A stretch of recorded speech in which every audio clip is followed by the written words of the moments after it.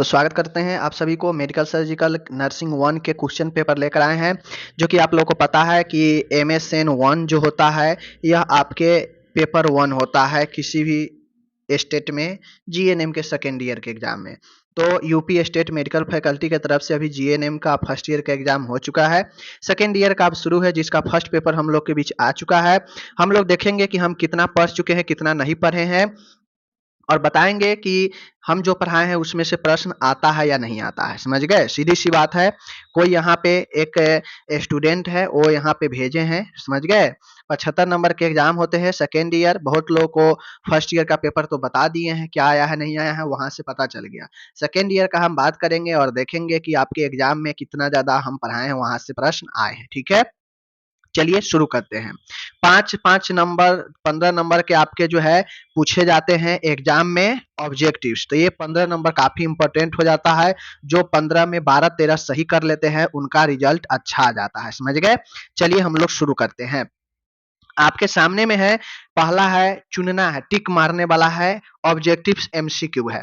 कहता है Bell's palsy किसकी खराबी के कारण होता है। अब ये ऑब्जेक्टिव मैं कितना बार पढ़ा चुका हूँ कि बेल्स पाल्सी फर्स्ट ईयर में भी पढ़ाए हैं, सेकेंड ईयर में भी पढ़ाए हैं। बेल्स पाल्सी जो है चेहरे के नस में पैरालिसिस होना। अगर किसी को चेहरे में फेस में अगर लकवा मार देता है, मतलब वहां का नर्व डैमेज हो जाता है चेहरा का, तो वह बेल पाल्सी कहलाता है। समझ गए?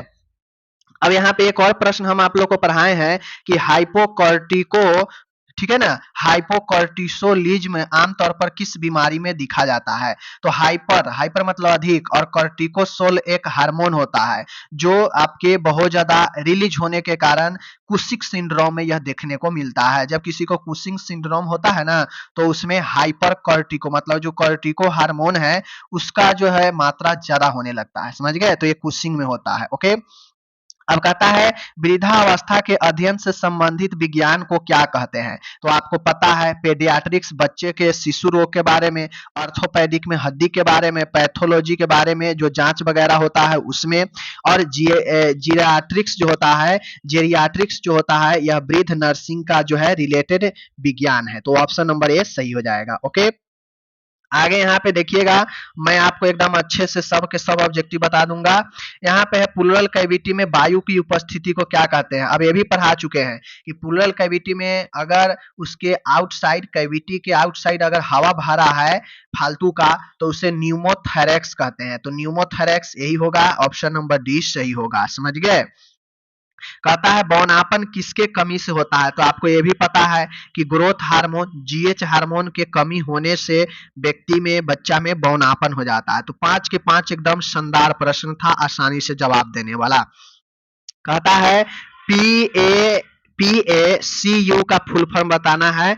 यह जो है आपके ट्रू फॉल्स में है। देखिए PACU का होता है पोस्ट एनेस्थेटिक केयर यूनिट होता है। तो क्या ये लिखा है? देख लीजिए पोस्ट, देखिए पोस्ट एनेस्थेटिक केयर यूनिट, यानी यह सही है। समझ गए?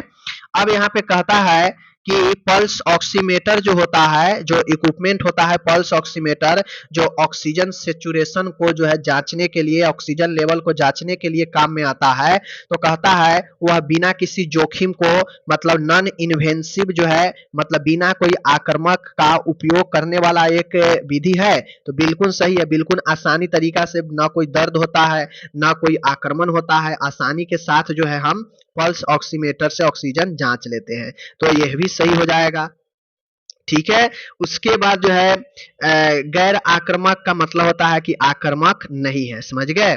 उसके बाद है, कहता है कि decrease level of sodium in blood also known as hypokalemia. अब देखिए यहाँ पे मैं आपको बताया हूँ कि हाइपो मतलब कम और हाइपर मतलब ज्यादा। तो यहाँ पे कह रहा है डिक्रीज, डिक्रीज मतलब क्या होता है? घटना। तो घटना हाइपो है, सही है। लेकिन यहाँ पे सोडियम पूछ रहा है, लेकिन यहाँ पे पोटेशियम का कैलमिया दे दिया। के से पोटेशियम होता है, लेकिन सोडियम के लिए हमको Na होना चाहिए यहाँ पे। समझ गए ना? तो यहाँ पे गलत हो जाएगा, हाइपर कैलमिया नहीं होना चाहिए। समझ गए? उसके हाइपोनेट्रेमिया होना चाहिए, समझ गए। Na से नेट्रेमिया, तो यहाँ पे हाइपोनेट्रेमिया होना चाहिए, सोडियम के कम ना। अब यहाँ पे ए भी हो जाएगा गलत, समझ गए। ए सही, ए भी सही। बाकी जो चौथा जो हम लोग यहाँ पे देख रहे हैं यह भी सही है। अब चूंकि जो एक ल्यूपस एरिथ्रोमेटोसिस जो होता है, यह एक रोग है। ल्यूपस एरिथ्रोमेटिस एक रोग है जिसमें बॉडी पर दाने दाने रेसेज जो है दिखते हैं, तो यह सही हो जाएगा। ओके। अब कहता है कि हेपेरिन एक स्कंदन औषधि बीमारी है। नहीं, स्कंदन मतलब क्या होता है, जमना। तो हेपेरिन क्या करता है, रक्त को पतला करता है, रक्त को स्कंदन को तोड़ता है। यह एंटी कोगुलेंट दवाई है, न कि कोगुलेंट दवाई है, समझ गए। तो यह गलत हो जाएगा, समझ गए। ए गलत है, ए गलत है, और ये दो गलत है, तीन सही है आपका, इसको ध्यान रखिएगा। ओके, आगे चलते हैं। आगे है, अब हमको फुल फॉर्म बताना है। पहला है, कहता है अपेंडिक्स की सूजन को डैश के रूप में जानते हैं। क्या ये नहीं पढ़ाए हैं कि अपेंडिक्स में इन्फ्लामेशन होना मतलब अपेंडिसाइटिस। पहला का क्या होगा, अपेंडिसाइटिस होगा। ये सब हम जो है आप लोग को पढ़ा दिए हैं। अब जो लोग हमसे नहीं जुड़े हैं, बाद में जुड़े हैं, तो उनको तो दिक्कत होगा ही। तो पहला अपेंडिसाइटिस होगा। दूसरा है GERD, GERD इसका फुल फॉर्म पूछ रहा है दूसरा में। तो गैस्ट्रो एसोफेगल रिफ्लेक्स डिजीज होता है। एक बार और देखिए, गैस्ट्रो एसोफेगल रिफ्लेक्स डिजीज होता है, समझ गए। GERD का यही फुल फॉर्म होता है। ओके, दूसरा भी पढ़ा चुके हैं, GERD का कई बार फुल फॉर्म बता चुके हैं। अब हमसे पूछ रहा है कि 10th क्रेनियल नर्व कौन सा है। यह भी मैं जाकर देखिए ऑब्जेक्टिव्स पढ़ाए हैं, वहां पे है कि 10th नंबर का, ये तो फर्स्ट ईयर में ही पढ़ना है एनाटॉमी में, बट यहाँ भी पूछ रहा है, और मैं सेकेंड ईयर में भी पढ़ाया हूँ कि 10th नंबर का जो क्रेनियल नर्व होता है वह वेगस होता है। कौन सा होता है, वेगस होता है, इसको ध्यान में रखना है। ओके, सब हम पढ़ाए वहीं से आ रहा है, एक को क्वेश्चन आउट ही नहीं है। ओके, निगलने में कठिनाई को क्या कहता है, तो डिफिकल्ट इन स्वालोइंग। आप लोग को मैं कितना बार पढ़ा रहा हूं कि डिस्फेजिया, डिस्फेजिया, समझ गए। डी फॉर डिफिकल्ट, और डिस्फेजिया जो होता है निगलने में कठिनाई को कहा जाता है। ओके, तो ये आपका हो गया निगलने में कठिनाई। ओके, चलिए, अब स्तन को शैल चिकित्सा द्वारा हटाने को क्या कहा जाता है। मानिए एक स्तन फीमेल का है, उसमें कैंसर हो गया या घाव हो गया और उसको सर्जरी से हटाना पड़ रहा है, तो उस सर्जरी को क्या कहते हैं। तो स्तन को हटाने वाले सर्जरी को, या स्तन में सर्जरी जो होता है, उससे हम लोग मास्टेक्टोमी कहते हैं। क्या कहते हैं, मास्टेक्टोमी कहते हैं। ओके, इसको याद रखिएगा, मास्टेक्टोमी। और इस प्रकार से जो लोग अगर बनाए होंगे, उनको मैं 100% गारंटी देता हूं कि मैं ये 15 में 15 पढ़ा दिया हूं। कहीं ना कहीं से आप देखिएगा सेकेंड ईयर का वीडियो, अगर रेगुलर फॉलो करते हैं तो 15 में 15 आप बिल्कुल बना सकते थे हमारे पढ़ाए हुए। लेकिन अगर थोड़ा आप सीरियस पेशेंट नहीं है, तो कम से कम आपको इसमें से 12 तो हलवा था जिसको आप बना देना चाहिए था, समझ गए। बाकी आपके ऊपर है। चलिए सब्जेक्टिव प्रश्न को देखते हैं कि सब्जेक्टिव में कौन कौन प्रश्न पूछा गया है, समझ रहे हैं। अब सब्जेक्टिव में यहाँ पे आप देख लीजिए, कह रहा है पहला में फिजिकल एग्जामिनेशन के बारे में बताना है। हम नहीं पढ़ा है कि फिजिकल एग्जामिनेशन जो है आपको 5 प्रकार से किया जाता है, और इसका क्या क्या उद्देश्य होता है, फिजिकल एग्जामिनेशन क्यों किया जाता है, मैं नहीं पढ़ाया, बिल्कुल पढ़ाया हूँ। 6 में से 4 का जवाब देना है और एक 5 नंबर का है, समझ गए। तो पहला भी जवाब आप दे सकते थे।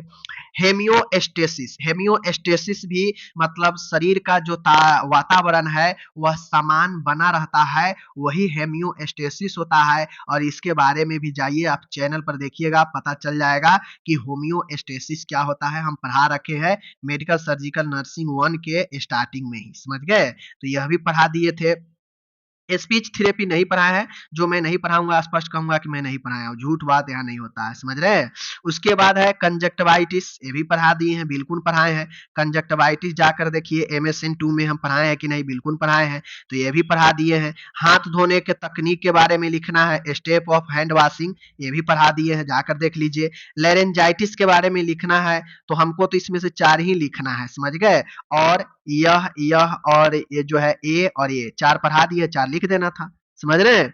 बाकी आपको इस 6 में से जो भी आता है उसको आप लिख सकते हैं, मैं जो पढ़ा दिया हूं उसका बात कर रहा हूं। ओके, आगे है लॉन्ग क्वेश्चन है, यहाँ भी 6 में से 4 का ही जवाब देना है, 40 नंबर का है, समझ रहे हैं। देखिए हम कौन कौन पढ़ाए हैं, तो देखिए ट्रेकियोस्टोमी, क्या ट्रेकियोस्टोमी नहीं पढ़ाए हैं? इसका करने का क्या उद्देश्य होता है? नहीं पढ़ाया? बिल्कुल पढ़ाए। देखभाल, बिल्कुल पढ़ाए हैं। तो ट्रेकियोस्टोमी 10 नंबर बिल्कुल स्थान था। डायलिसिस के बारे में अभी हम जो है नहीं पढ़ाए हैं, झूठ नहीं बोलेंगे, समझ गए? तो ये हम नहीं कहेंगे। उसके बाद आप लोग देख लीजिए मधुमेह, डायबिटीज मेलाइटिस अभी कुछ दिन पहले ही पढ़ाए हैं, तो यह भी 10 नंबर, समझ रहे हैं? कोलोस्टोमी, कोलेसाइसेक्टोमी आप लोग को मैं नहीं पढ़ाया हूँ, जाकर आप लोग देख लीजिए कि जब हम लोग पढ़ाए थे गोल्ड ब्लेडर में जो आपको होता है स्टोन, उसमें जो है कोलोस्टोमी हम नहीं पढ़ाए, जाके देख लीजिए, बिल्कुल पढ़ाए हैं। जोंडिस भी हम लोग पढ़ा चुके हैं। तो ये चीजें जो है आपको लिखना पड़ेगा। इसमें से लगभग लगभग 5 क्वेश्चन हम पढ़ा चुके हैं, बट जो है आपको 4 ही लिखना है। 4 आपको जो मैं पढ़ाया था अच्छे से उसको लिख देना है। देखिए ये सारा 6 के 6 भी आप जो है मैं पढ़ा दूंगा, एक भी क्वेश्चन नहीं छूटेगा। अभी तो मेरा पूरा सिलेबस कंप्लीट है ही नहीं, लगभग मेरा 70% ही सिलेबस अभी कंप्लीट है सब्जेक्टिव में, 30% सब्जेक्टिव अभी मुझे कराना है। तो यही 30% तो एक आध क्वेश्चन है जो कि शॉर्ट लॉन्ग में से मिस कर जाता है। पढ़ा देंगे दिसंबर लास्ट तक, देखिएगा एक भी ऐसा क्वेश्चन नहीं होगा जो किसी स्टेट में नहीं पूछा जाएगा, समझ रहे हैं? तो बाकी पढ़ना आपको है, मेहनत आपको करना है तो करिए, और नहीं करिएगा तो फिर आपको कोई नहीं मदद कर सकता है, ना जॉब में और नहीं कहीं, समझ गए? मिलेंगे अगले वीडियो में, और इसका रिव्यू आप बता सकते हैं कि क्या मैं सच में झूठ बोल रहा हूँ या पढ़ाया हूँ या नहीं पढ़ाया हूँ। ओके, धन्यवाद।